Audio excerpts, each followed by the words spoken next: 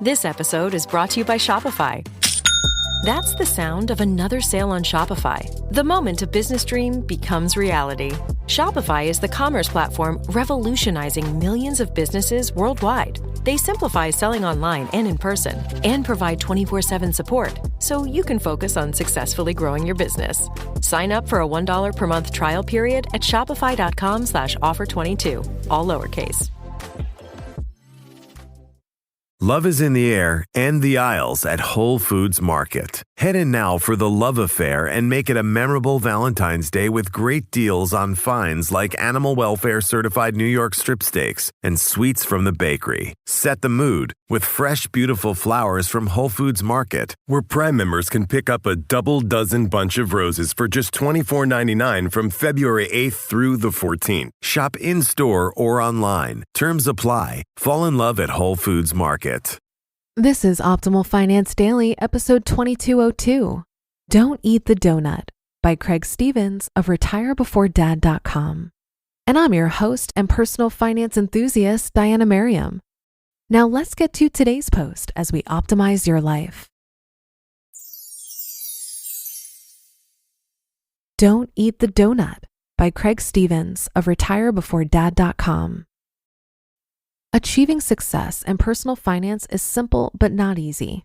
Make more money, spend less than you make, invest the surplus. That's the formula to become wealthy over time.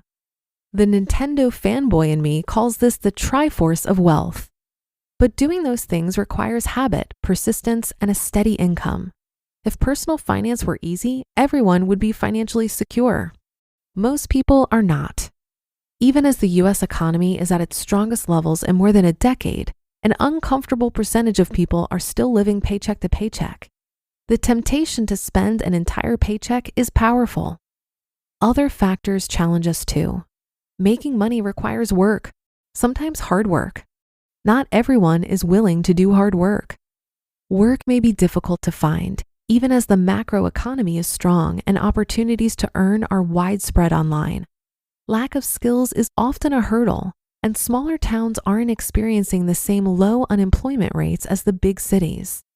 On top of all that, money makes us emotional, and our emotions can affect our decisions, often for the worse. Is it worth your time? Material objects entice us. Saving money is boring. Why save for tomorrow when you can live for today? Overcoming this mindset may be the most prominent challenge people face in their financial lives. When you invest your cash into income-producing assets, the principal remains yours, and it earns you more money, like dividends, rental income, etc. When you spend your money on an item or experience, the money is gone. To acquire more wealth, you have to earn it again. Earning more requires your time, muscles, and brain power. We all must spend money to eat, live in a home, and be entertained. But the fringe spending, that which doesn't add value to our lives, should be more heavily scrutinized.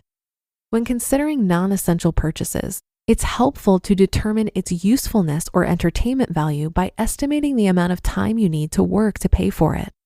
For example, if an item costs $100 and you earn $20 per hour at a job, you'd need to work 5 hours to pay for it.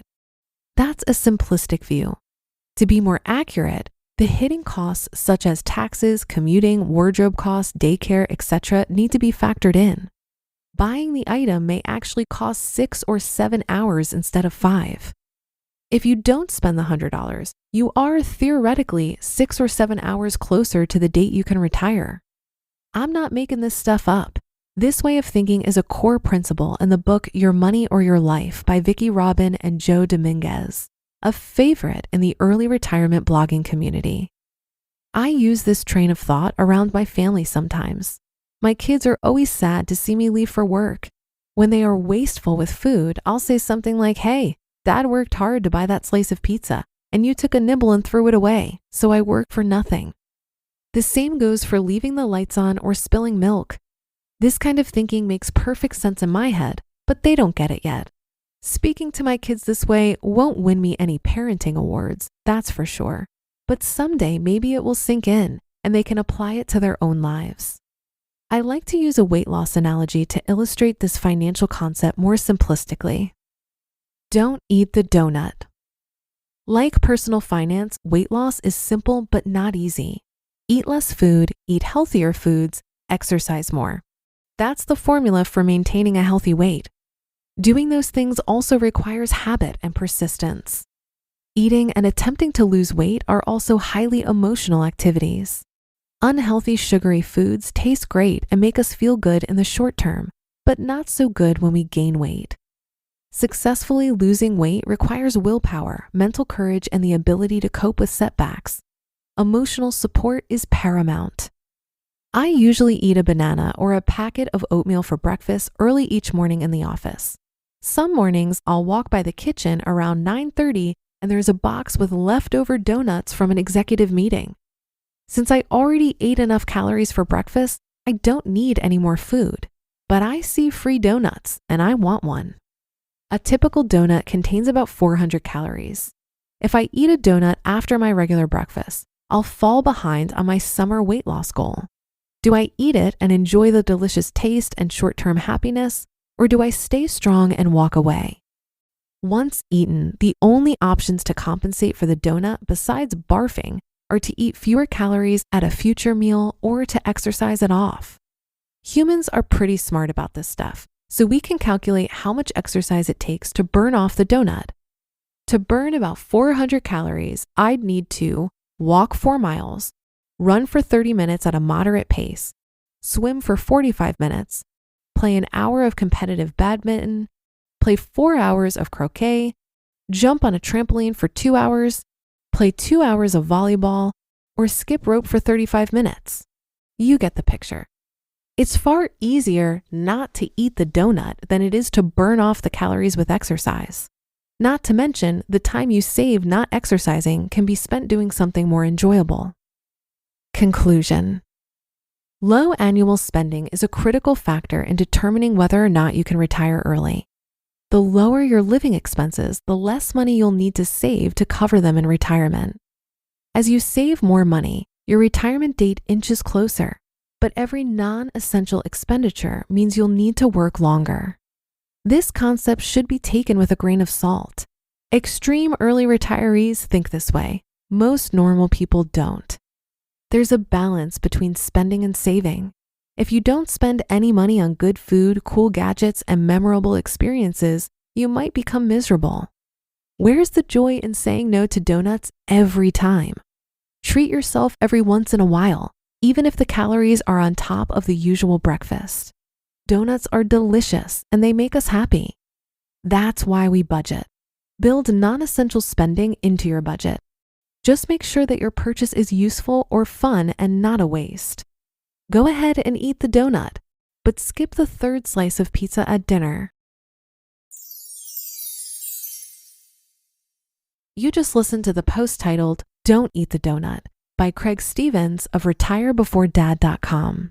Love is in the air and the aisles at Whole Foods Market. Head in now for the love affair and make it a memorable Valentine's Day with great deals on finds like animal welfare certified New York strip steaks and sweets from the bakery. Set the mood with fresh, beautiful flowers from Whole Foods Market, where Prime members can pick up a double dozen bunch of roses for just $24.99 from February 8th through the 14th. Shop in-store or online. Terms apply. Fall in love at Whole Foods Market.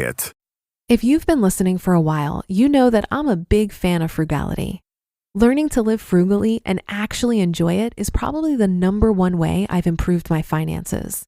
And this is a topic that bears repeating because we've been conditioned since birth to be consumers. So it takes a lot of intentionality to push back against that. From a financial perspective, reduced expenses can create a double whammy scenario where you'll have more to save towards financial independence and retirement, but also, since your lifestyle is cheaper to fund, you'll have to save less, and therefore you'll reach financial independence sooner. I first built my frugal muscles by slowing down and being really mindful about the money I was spending. When I paused long enough to question my assumptions around what was a necessity, I was often surprised by the answer and delighted by my own creativity in getting my needs met. My thought process went something like this. Do I actually need this thing, or is it more of a want? Then I would question if I already had something that could be repurposed or if I could borrow this thing from a friend. If not, I would look into buying it used or do the necessary research to find the best price. Another way I've pushed back against my consumerist conditioning is by understanding the concept of hedonic adaptation, which states that people tend to return to a sort of set point of happiness after positive or negative events. So if I buy the new shiny thing, it's going to feel good for a little bit, and then it just becomes a part of my new normal, and that has diminishing returns on my happiness. And that will do it for another edition of Optimal Finance Daily. Have a great day. Thank you for listening, and I'll be back in just a second with our weekly bonus episode. So I'll see you there where your optimal life awaits.